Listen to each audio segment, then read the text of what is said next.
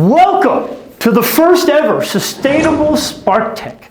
Today, we've got 4 brilliant young entrepreneurs here to present some game-changing solutions that show we can create prosperity while we're saving the planet. I want to start by introducing our investor judges who are here today to help us. We've got James Rich with CurvePoint Capital, which is a climate-focused growth stage investor. And we've got Logan Grizzell of Muus Capital Partners. They're an early stage climate investor. Some quick ground rules for today. Our young entrepreneurs will come up and present for 2 minutes, doing a quick introduction on their company. And there'll then be a brief time for some Q&A and some feedback from our investor judges who can then help critique their presentation as they continue their growth strategies. There is no expectation of any offers being made here today, just to be clear. That said, let's get started. Let's begin with Silvia and sustainable chemicals. Hi, hello everyone. My name is Silvia Luebben and I'm the CEO and founder of Sustainable Chemical. At Sustainable Chemical, our focus is to develop the next generation bioplastic to replace single-use plastic. You may have heard that each of us eat about 1 credit card worth of microplastic per week, and that is going to grow to about 5 credit cards per week by 2050. That's a lot of microplastic to eat. There is a significant increased demand for sustainable products that is driven both by consumer, brands, as well as legislation. Unfortunately, existing bioplastics have been around for 3 decades and managed to gain only 0.5% of the global plastic market. This is because they're just too expensive. This is why we create Replose. It's the next generation bioplastic. It's 100% plant-based, so has a low carbon footprint. It's 100% biodegradable, means no microplastic at the end of life. And we specifically engineered the plastic chemistry so it could be cost competitive with petrochemical ethylene. This is the cheapest plastic on the market that is used to make meal jack, plastic bags, films, and many other items. Our first market is industrial plastic wrap. It's a $4 billion market. And ultimately, our aim is to replace polyethylene, which is a $100 billion market. We have received significant traction, including 5 patents, several grants, and have established a collaboration on the ecosystem, and we just received the Colorado Clean Tech Award. Our team includes myself. I have a PhD in polymer chemistry. I have an awesome co-founder with excellent business experience. He's a serial entrepreneur, and we have 2 excellent chemical and a fractional CFO. Our ask is for $1.2 million pre-seed. Thank you, and I'll be happy to answer any question. Excellent. Good presentation. Great job, Silvia. All right, judges, do you have any questions? You want to start, since you're the early stage guy? Or any feedback? Indeed. So what are you going to use your $1.2 million for?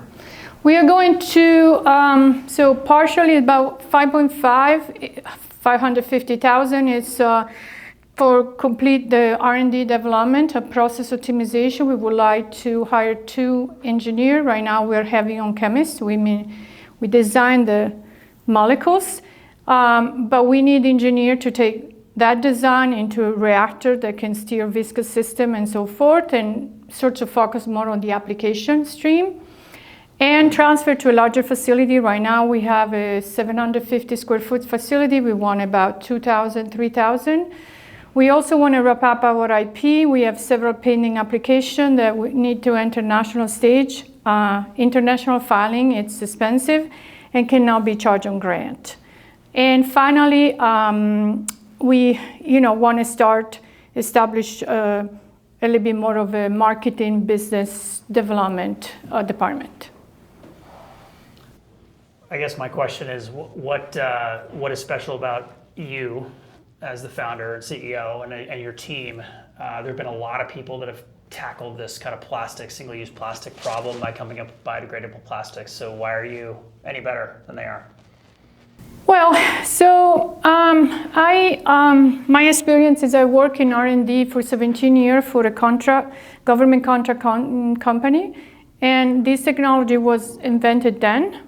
I then kind of tired to do the contract, changing topics, and decided to go in chemical manufacture. I want to learn how chemicals are made and manufactured, and then went to corporate. I want to learn how the corporate structure work.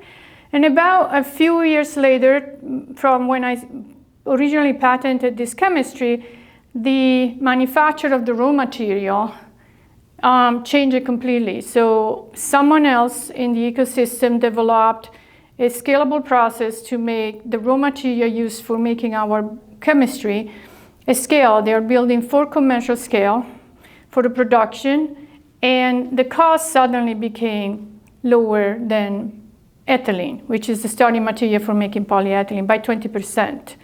That gave us the economic viability that no other plastic has. Right. So we own the chemistry of the plastic. Right.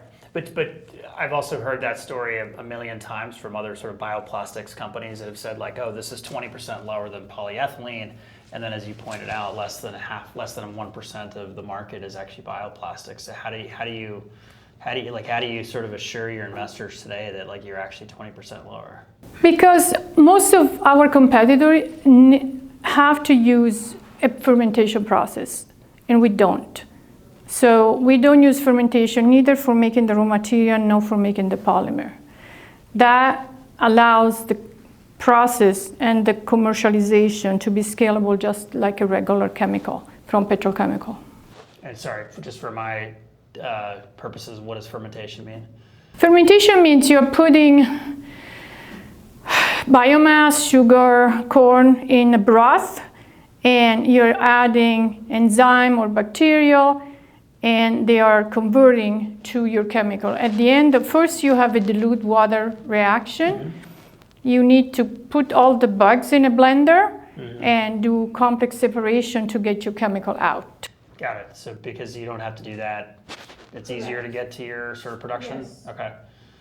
And what's the path from here to getting to be production scale, sort of commercial scale, producing 20% lower cost than polyethylene? So our sort of go-to-market strategies, we need about 1.5 years worth of sort of R&D beginning pilots. That's what this funding is for.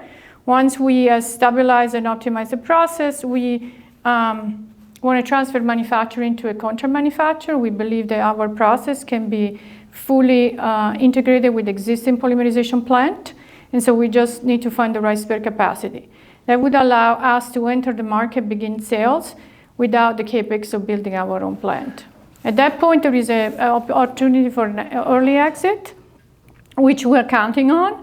But if the early exit doesn't work, then the alternative path is at that point, once we already validated the product in the market using contract manufacture, we will build our own plants. Silvia, thank you for a great presentation. Close with this. If people want to connect with you, how can the general public find you? I can find our website at www.sustchem.com, and my email is on there. Fantastic. Thank you so much, Silvia. Next up will be Ryan with CH4 Microbial.